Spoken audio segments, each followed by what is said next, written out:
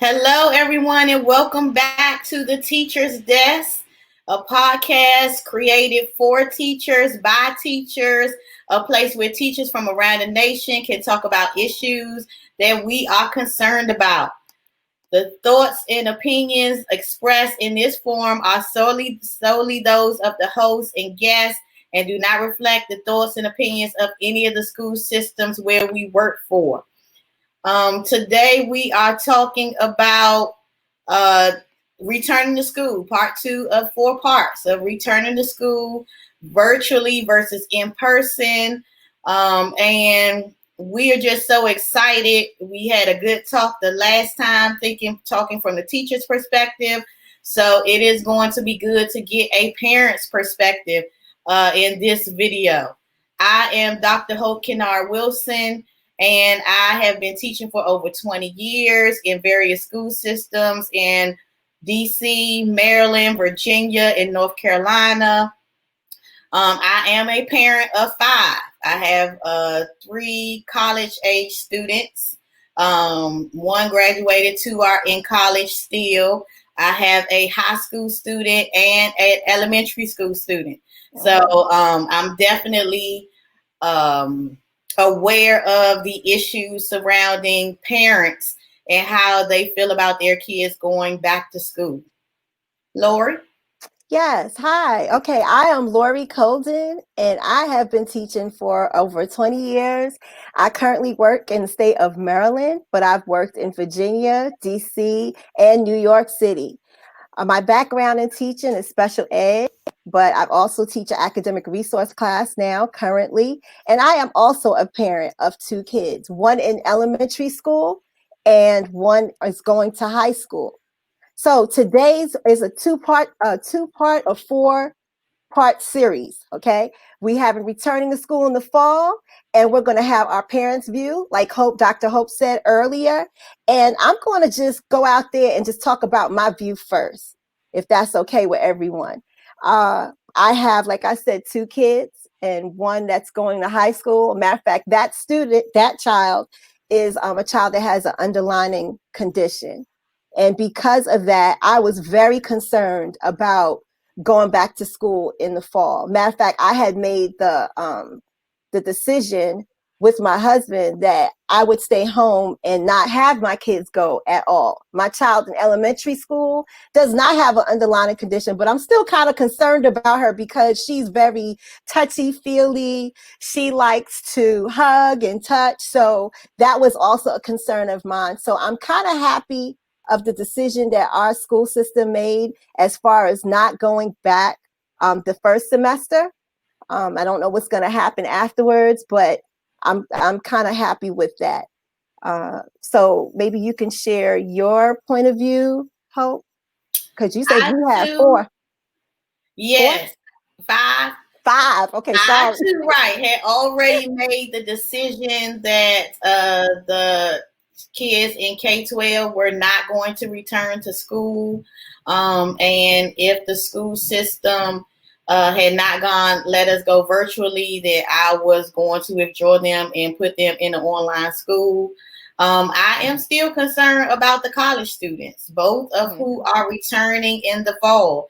And I know a lot of colleges have gone to virtual the first semester, but their two colleges have not. So that is definitely a concern for me because they do have people coming from around the country. Right. And so I will be praying on that and making sure that they have all the PPE and all the equipment that they need to be successful. But we know that there are parents that have other issues. And as teachers, we are conscious about the kids and how they interact and how social they are. So that gives us pause for concern, but we don't want to be insensitive to other parents who might need their kids or really want their kids to go to school. So today we have three guests that we're going to introduce to get their perspective. First, we have Marlon Giles. And she spoke to us last time, and she is a mother of 4, and so she is going to give her perspective. We have Lynette Smith, who is a mother, and she is also going to give her perspective, and she's a teacher as well. And then we have Donald Peacock, who is a father of 2, and he will give us his perspective as well. Hello, everyone. Hello. Hi. All righty. So let us begin with Lynette. Tell us a little bit about yourself and your perspective on returning to school. Okay, so I am a parent of 1. My son is entering middle school, so he's beginning 6th grade. We live in the state of South Carolina. I've been teaching for 18 years now. My background is science. So I typically teach chemistry, biology, physical science, environmental science. My perspective is that while he does not have an underlying condition, I do. I'm an asthmatic person. With middle school, just as a teacher, I've gone to observe elementary school students. I taught middle school for 4 years. So I've seen children in the Walmart, at the grocery store, wherever. My concern is that I don't think children will take it seriously, the majority of them. And by it, I mean COVID-19. I don't think that they will take it seriously. I think that adults in the building will be hard pressed to get them to actually social distance on a regular basis, to keep their mask on, to bring their mask and or wear a mask. And unfortunately, in South Carolina, currently we're not mandating that students wear masks in school. So that to me means that some students wear masks and some students won't. And I don't want for him to bring COVID back home. I would hate for him to be sick with COVID and I not be allowed to be in the hospital with him. As an African American woman, I can say that we know historically and currently that we don't get the same health care as other people in this country. I don't want to leave that to chance when it comes to me or my child. I just don't want to leave it to chance. It makes me very uncomfortable. The other thing is, because to me, the state government where I am is not taking COVID-19 seriously and they're trying to politicize it. They're playing too many political games with what we're going to do, what the policies will be, what the mandates will be as far as mask wearing, not mask wearing, this, that, and the other. It's just too many variables to me for me to feel comfortable sending him to school. And I'm thankful that he's starting middle school where he's old enough for me to leave him at home if I need to go to work. So that is, that's definitely, I've been thinking about that, because if he were in 1st grade, I wouldn't have a choice, or I would be deciding between sending him or not sending him and us possibly being homeless. I don't know. And so that's my thoughts. And what decision has your school system made as in reference to returning to school? Okay, so they've made several, because they made a decision in June, and then they made another decision when the numbers started escalating, and then our Governor McMaster, the governor of South Carolina, made a completely different decision that was not backed by any educational entity or anyone that made recommendations for the state regarding schools. And so after his press conference, then there was another decision that was made. But initially, so right now, the decision is that students will have a virtual option where they can choose to enroll virtually K through 12 in a virtual school that is in the fall, or they could attend school. If they attend school, we go to school 2 to 3 days a week. And then the other 2 or 3 days a week, they would be virtual. Okay. And so that's where we Now, are. Lynette, Lynette, I have a question. When do you guys go back to school? When do your child go back to school? Okay, so that has fluctuated. In the initial decision, the decision, so the calendar that was approved in February, students would have started school on August 17th, which the third Monday in August is typically the start date for the whole state of South Carolina.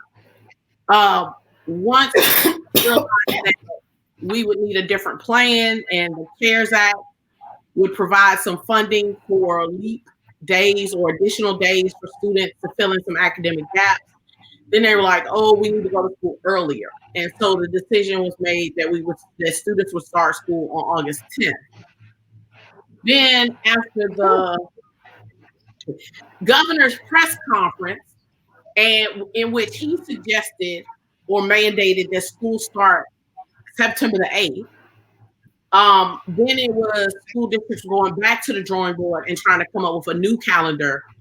And so currently, my son's school district will start school on August 31st, which is not the September 8th mandated by the governor, but it's also not the August 17th, which was the original, or the August 10th, which was the second draft.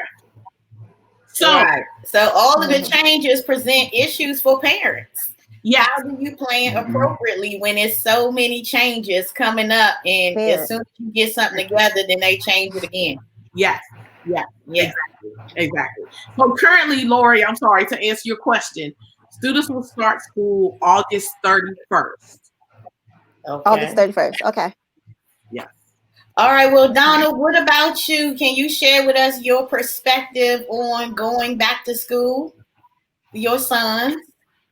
Well, yes. As far as me, situation is, we got to go. I have to send them back to school. I like to send them back to school because that is their normalcy.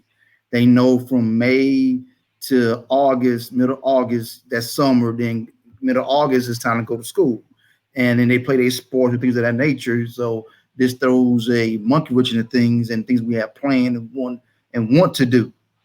But as far as I want to send them back, but with everything going on, I'm very leery of it. I really don't want to send them back. If there was at least 2 years old, I have a 10-year-old and 11-year-old. They was 2 years old, maybe 8th and 7th grade. They're going to 6th and 5th grade. Then, okay, for the whole school year, you're going to be at homeschool. And I will check on you throughout the day in between classes, how things going. And then I get home, I will check on, okay, did you do this? Did you do that? But being that they're still kind of young, the notion will be, especially my youngest son, is going to be to play video games. And we have to understand, know our children. My oldest son, he would start off doing pretty good, but then something happened, couldn't get on the internet or got kicked out and couldn't get back on. He's going to kind of venture and wander a little bit. And then the notion I thought about, well, bring him to work with me. I like love to be able to bring him to work with me, but am I really doing them a service? Because then it's like, okay, I'm not doing the kids I teach a service because I'm gonna want to spend time with my own kids. And also, would I be more so risking their health because at my high school we have over 2,600 kids. That's just kids, not including teachers, staff, et cetera, coming in and out of the building. So we have a lot of dilemmas going on here. But if I could, I'd like to send them back to school so they can interact with their teachers, their friends, and that peer interaction of getting out of the house and being involved with different cultures. The school my kids go to is trilingual. They study English, Spanish, and Chinese. And with my kids living in Texas, with the multicultural aspect of it, my kids know some Spanish without being taught Spanish because they have Hispanic friends. And growing up in Salisbury, didn't have that. You had black kids and white kids. That's pretty much it. Where here we live in, the dominant culture is more of a Hispanic culture.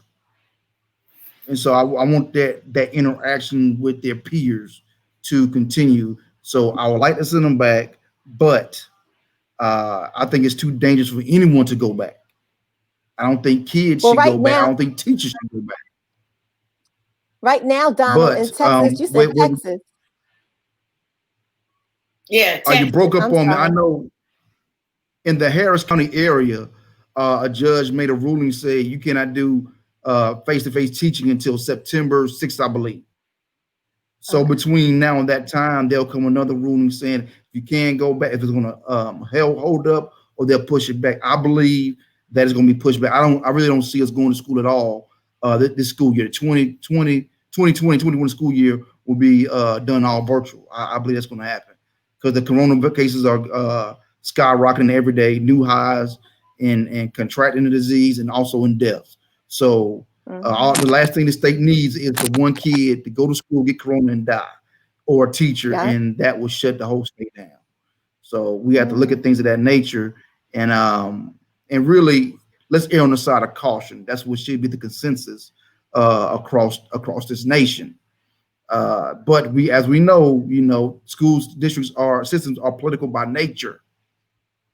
And so we have various things that's going along that sometimes the best interest of the teacher or the student or teacher are last. And that's very unfortunate because their future's in our hands, but guess what? Our future's in their hands as well. So. Yep.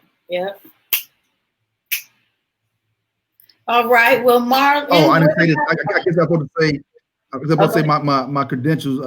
About 15 years in education. I'm certified in EC through 12 special ed, composite social studies 8 through 12, and principal. I'm certified principal as well. So those are my credentials and certification. Well, that's great, and I'm sure that all of those things. We are fortunate to be teachers and have students learning virtually. We can use all of our talents toward that, but we know there is frustration and intimidation on the part of parents who don't have that educational background. And that is where we seem to be getting the push to go back to school with a lot of the issues that you outlined, Donald, about social interaction, and as well as interaction with the teachers. I didn't even think about the cultural aspect, as he was saying about the cultural aspect of just the multiculturalism in his area. And I know, Lynette, your son is also in a bilingual program as well. And I know that program also, will they be able to get that interaction with the different languages that he learned is a concern as well.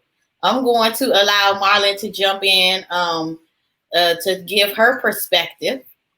Go ahead, Marlon. I'm Marlon Giles. I'm an educator. I've been an educator I'm going into my 22nd year.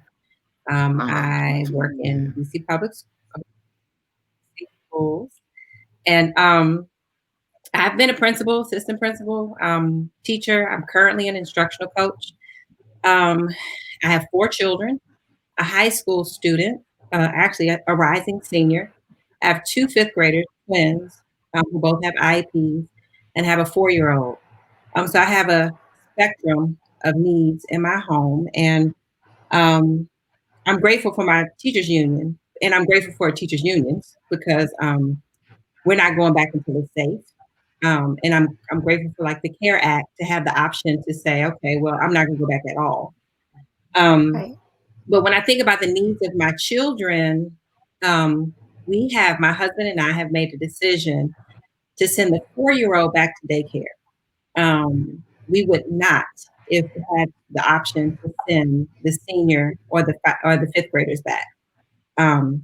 The situation around sending the 4-year-old back is, one, the daycare that she goes to is a daycare that we've used since my senior was a little girl. So it's a family. It's family to us. They have had no incidences of COVID since the shutdown. We've had COVID in our house. My husband was diagnosed. My oldest daughter was diagnosed. I had symptoms. My symptoms were negative. So the 4-year-old was exposed, and 9 times out of 10 has antibodies. So we're actually getting all of the younger ones who were not tested for COVID we're getting them tested for antibodies to see if, make sure they have some protection. But the big part of me sending her back is because, one, I have to work. So my job is still going to demand of me what I need to do, even virtually working. I think that the idea is there's such a huge misconception of what teachers are doing during virtual learning. Yes. It's so much work. And I was still, as the instructional coach, I was still observing classes. I was still providing teachers feedback. I was still coaching teachers. I was still reviewing lesson plans, still having meetings, planning meetings. It's still a lot of work. And then, it was still a lot of work. And so with my senior, the needs that she's going to have to ensure that she's still learning and staying on track. My 2 fifth graders, both of them, again, both have IEPs. So the virtual learning works and doesn't work, but they definitely need a lot of support. So it's not like, and I will say that, I said it before, I was not pleased with the level of or the quality of the instruction that was provided to my 5th graders. There was really hardly any modifications for their work, and they both have IEPs. And yes, I mean, I understood and gave teachers grace because it was a very, very difficult time. I mean, just the fact that we were still trying to teach anything during the pandemic Right. is ridiculous. Even still now, to try to, like, what curriculum? Are we really going to try to teach the regular curriculum? There's so many questions I have. But again, we made the decision to send the 4-year-old to daycare to kind of give her some interaction because she's 4. Everybody else is older. The 10-year-olds have each other. The senior has her social connections that she can keep, but the 4-year-old doesn't really. And we've made a lot of progress since she's been home. Like, she's sleeping in her own bed, and she does pull-ups, and we're eating the meals that everybody else eats. And I've been able, and she does her workbook. We do work every day. We have school, and I would much rather her stay home with me so I can work with her. But the demands of having 4 children and having to work.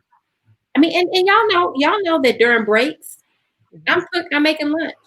Mm-hmm. I'm making breakfast. I'm washing clothes. I'm taking them out for walks. Like, there is not a break. And the 4-year-old is a little harder to fit into that mix with her needs because she does not work at all independently. So that's true. And I found, Marlon, that with my 7-year-old, I will be trying to Zoom and she will sit beside me having her head on the screen. Because she wants to see the kids and she wants to talk to me and sit right there. And I have to keep telling her that this is serious. Like, mommy's not on here playing games. You need to move out of the way. This is mommy's job. So it does present complications. But we have to, I think, even as the educators, I let her come in because I want all y'all people who thinking that we about to have business as usual. No, come on in here and bother me while I'm working. Because this is why we cannot continue to function with like business as usual. Some people don't have kids. Some people have 1. I have 4. You have 5. Like, God bless us all. Yeah. Some have help. Some don't. Being home is a whole nother dynamic, and we should push ourselves to not pretend as if home isn't where we are. Like, nah, come on in, sit on my lap. You crying? Yeah, I'm observing the class. Come on in here and cry. Because I need to understand what I'm dealing with here, because it's not getting up. I like going to work so I can focus on work. But at home, I have children that I focus on because this is my primary ministry. Mm-hmm. I teach somebody else's kids, my own, and loving them. And I don't want to reject them because I'm focusing on everything else. Yeah. That is the truth. And I like that you said that. That is not business as usual. And we need to stop pretending like it is. Yeah. Because I think that when we pretend like everything is fine, then, people expect that to happen. And I might consider that. The next time she peeks her head in, I might just say, this is Caitlin, and that type of thing. But how will you be able, have you all thought about, if you're Zooming at the same time that your kids are Zooming, that too can create some issues, either with the internet or just making sure that they're doing what they're supposed to do because you're also in class. How are you going to manage that? Oh, mine is simple. They got a question, come here. I'm gonna handle it because I have my own kids to take care of. Like this course of the summer, we had Zoom meetings, whatever, figuring stuff out, and then I work with my kids throughout the summer, and so they ask me a question like that. I tell them, hold on a second, or I forget to mute whatever I said. You gotta do this, this, this, this. They said, oh, you homeschooling kids? I said, yeah. Like, oh, okay. Well, being an educator, they understand because they have kids too. And people at my job know how I feel about my kids, how I am with them. So it's like, I'm gonna take care of this. This meeting right here is important. Don't get me wrong, it's important. But if I miss a few minutes of it, it will be okay. Right. Because at the end of the day, I have to make sure that they're on the way right. I can figure my stuff out. I've been doing this for quite a while. I can figure it out. Not a problem. But I need him to get this so when he gets to school, he's not frustrated. Right. He's not on level, he's ahead. And so that way with the building blocks there, it makes the school year a whole lot easier. Yeah. And we all in school system like that, we know how kids come in with deficits. And they don't, the only time they do schools when they're in school. Sometimes when they're in school, they still don't do school. Right. Because they're not stressed at home. So we have to do things, and really with this virtual thing, I can pretty much say this. The kids I deal with, they have younger siblings that they take care of. It's gonna be hard for them to be in class and help their little brother, little sister out. Yep. Because this is right, it comes down to a social economic issue. Having internet. Do I pay the light bill or do I pay for the internet? That's and true. If you can't eat or something like that, the internet's gonna go. So schools gonna have to be more creative in, okay, this is where we're going, the more education we're doing. The kid doesn't have it, but then let's say in 3 weeks school start, we go back to school. Well, this kid's 3 weeks behind because they didn't have Wi-Fi. It's not fair to the child. And then we hold to the same standard as it would be like a regular school year the state of Texas is.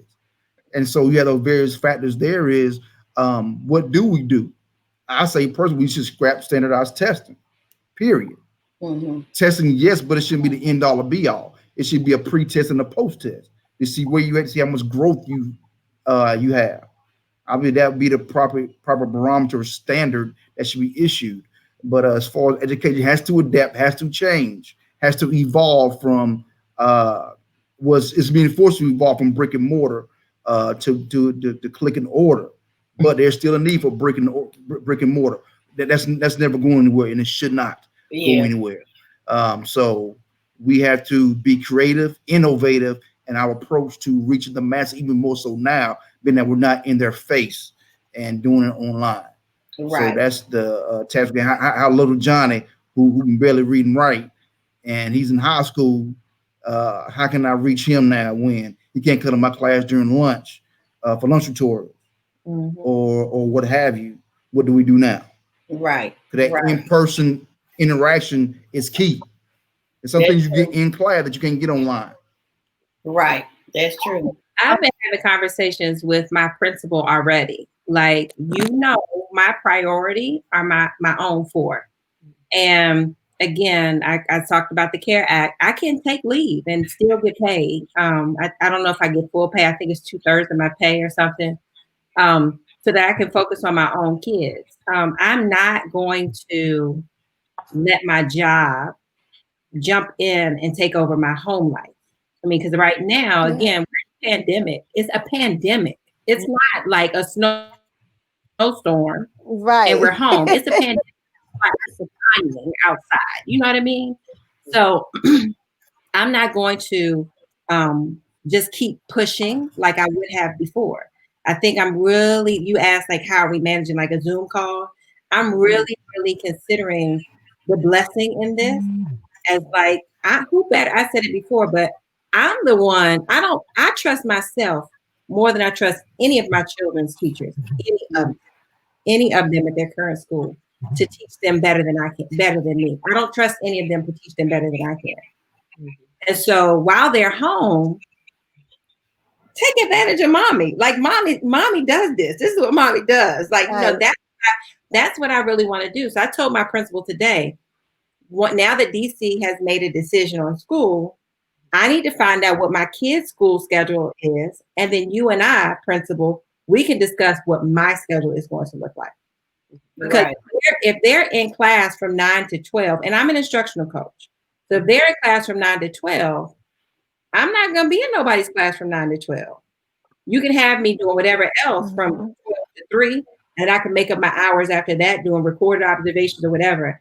But I am going to dictate my time, because I cannot neglect my own children while they're here. That's right. That's right. Yeah. Right. Because of a job. That's true. Yeah. That's true. Thank God for my job, but thank God for the CARE Act too. I'm gonna take full advantage of that if I have to, and I'm not going to be bullied into it. And I feel bad for my team. Like I'm a big team member. I'm an essential part of the school leadership. But at the end of the day, I'm their mama. Yeah. You know what I mean? That they're mine, and so I'm not going to have them sitting in here struggling because I'm observing a class. Nah, that ain't what's going to happen. So that's how I'm going to handle that. Hope, but and I've also put them on a really strict schedule for the summer to start getting them prepared for staying home. So they have a schedule. They have to be down at 9 o'clock, ready for breakfast, dressed. They have the morning routine posted. They're ready, but if they need more than I can provide, then I'm going to choose them first. Right. No child in my house left behind. Yeah, that's right. Right. Lynette? I just want to add on to that. Go ahead. Okay, go ahead, Lynette. Go ahead. Oh, I was going to say, Marlon. My son, it was really hard for me to say that he needed to go virtual because he's an only child. And so he's not getting the social interaction he needs while he's learning virtually. He didn't get it in the spring. He's not going to get it this school year. But to me, his health was more important. My health was more important. We did some Zoom, like group friend activities, but that's not the same for a little boy to be outside with a soccer ball playing with his friends, or to play baseball, or to play basketball, or to wrestle, or to to roller skate or skateboard or ride his bike with a group of friends. That's not the same. But the Zoom friend sessions did help him a little bit because he got a chance to talk and joke and laugh with his friends. We'll continue to do that with pedophiles and stuff. I'm not too sure about him playing video games online because it's just, what I'm saying? Like certain things, some people in bad situations like to capitalize on evil. And so we're in a pandemic, but there are a lot more kids playing online than there were, 8 months ago. Because of course the parents are like, well, play online with your friends, But I will say that I talked to him. I said, hey, this is what we're going to do. You're going to do school online. I hope that I'm online too with the virtual school, but I'm not sure yet. I haven't heard yet. What is it that you need to be comfortable to do your work? So he has a desk, he has a chair, but he wanted a beanbag chair. So then I got him a little lap desk. We got some different posters. I let him decorate his room a little bit differently. Whatever you need to be comfortable so that this is like a home office for you and you feel like you have a reading nook the way you would in school or whatever you need. Let's try to work that out so that you are comfortable while you're learning online this year. Just as somebody who, even though I'm a class teacher, I study history. The pandemic in 1918 with the Spanish flu, that was 3 years. Like we may really be in this for a lot longer than school districts are preparing for, than legislators and politicians are preparing for. So this is something that could end up lasting 2, 3, 4 years. I don't know. We need to really get into the mindset of how can we do this and do it well and do it effectively. Exactly. And it's hard. It's hard for him because he plays 4 or 5 different sports. He swims, he does taekwondo, he does soccer, he does basketball, he does baseball. It is really hard for him to have that boy energy and be contained in the house or go outside and just be by himself and not be able to play a team sport.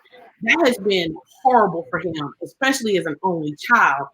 But he's also like, I gotta wear my mask. This is serious, you know, you know, and so he's like, this is a pandemic. What's wrong with people? You know, when he sees adult people outside, and that is very normal in the state where we are to see adults outside with no mask, to see them walk into a grocery store with no mask. I mean, I'm talking whole family, mama, grandma, daddy, granddaddy, 5 kids, no mask between any of them. You know, and they just No, excuse me right quick. store. You know, excuse me right quick. I tell you what's worse than that. The parents have a mask on, the kids don't.